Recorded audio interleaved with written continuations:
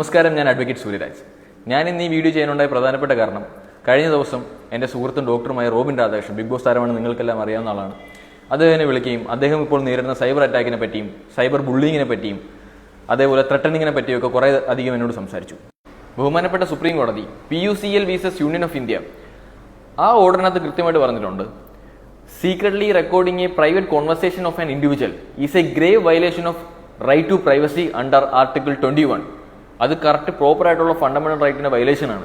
ഒരാളുടെ phone recording അയാൾ അറിയാതെ റെക്കോർഡ് ചെയ്യുക, അത് അയാൾക്ക് അയച്ചു കൊടുത്ത് സൈബർ ഇടങ്ങളിൽ അയാളെ ബ്ലാക്ക്മെയിൽ ചെയ്യുക, പണം ആവശ്യപ്പെടുക, ത്രെട്ടൺ ചെയ്യുക, ഇതൊക്കെ പ്രോപ്പർ ആയിട്ടുള്ള സൈബർ കുറ്റകൃത്യങ്ങളാണ്. Ignorance of law is not an excuse.